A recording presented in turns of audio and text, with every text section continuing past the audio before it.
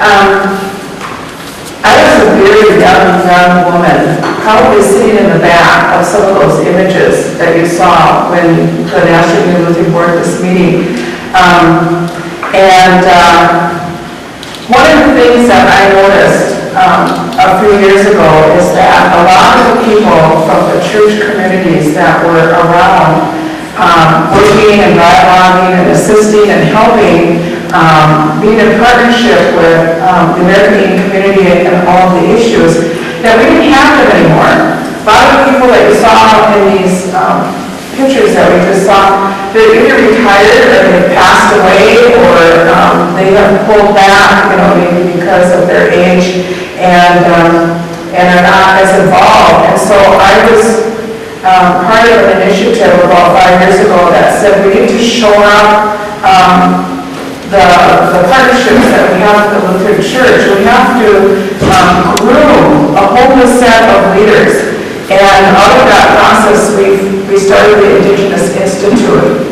And as we began to meet, we also felt it was really important that we have a chance to document the incredible work that Lutherans and Indians did together. And that's why we were able to get this idea, get a hold of Sid, and say, we need to go with this because you were so vital in the history of all those years when Lutherans and Indians worked together. And so part of my initiative for the next few years of my work in the church and in the Indian community is to once again bring us all back together again.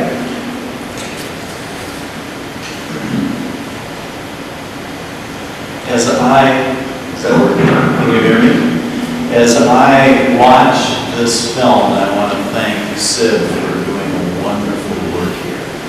I was reminded of my younger days. I was a student when the civil rights movement was beginning. And this film helped me to recall again the sense of excitement that many of us had in this community, in the Lutheran community, for a new day that could happen between people. And I was not particularly aware of the National Lutheran Board until I saw this film last year. And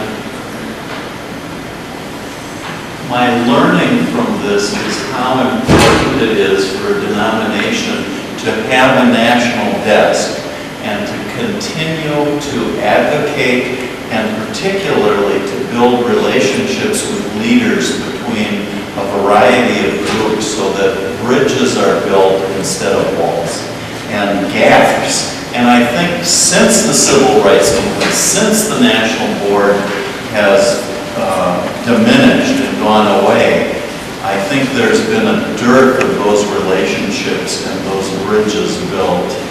And I regret that a lot because I could see how much energy was built and had been built because of those relationships.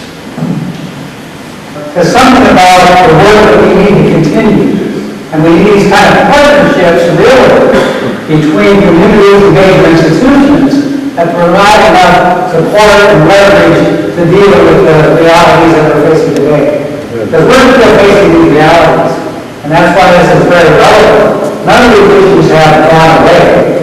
They're with us, and so we must reunite the relationships. I'm glad that you brought that point up, that none of these issues have gone away.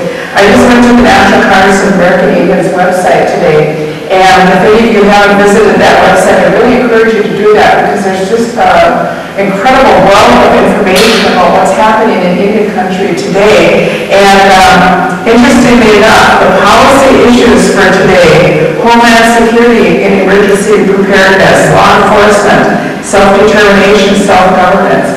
And as we speak today, the Native Hawaiians are seeking recognition from Congress right now. And that's one of the big agendas for Indian country this year, is to see if the Native Hawaiians will be recognized. And then we we have, there's just a whole list of things on here, things that relate to things that were lifted up in the film, and also what Sid has been mentioning just now: health, community development, economic development. A lot of times when I ask people, have you ever been to a reservation, when I get into a crowd, and maybe one or two people will put their hands up, and then I'll say, have you ever been to an Indian casino? And they all raise their hand. So well, that's not an Indian reservation. But right now as we speak, the Great Plains Gaming Association is meeting out in Mystic. And they have leaders from Montana, North Dakota, South Dakota, Minnesota, Wisconsin that are gathered, as well as all kinds of invited guests from all over. Because I think gaming has surfaced as being one of the most productive economic resources that we have in Indian country right now.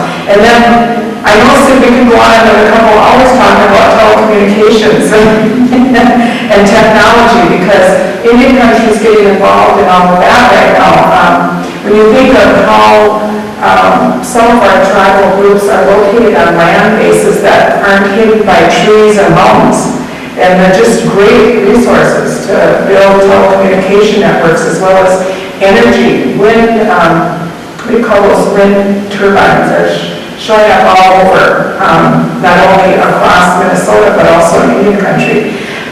We have issues in health and education and land and natural resources. And I was amazed that one of the friends that I know in Washington, D.C. works for the Department of Interior, and her portfolio is to deal with all the legal issues that involve American Indians. And I said, what are you working on right now? And she said, the Gulf spill, in the Gulf Coast.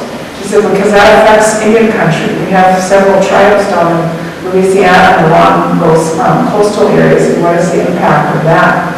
So there is still a good lots of issues that Indian country is working on right now, and I invite you to go to your website tonight to look up some of those.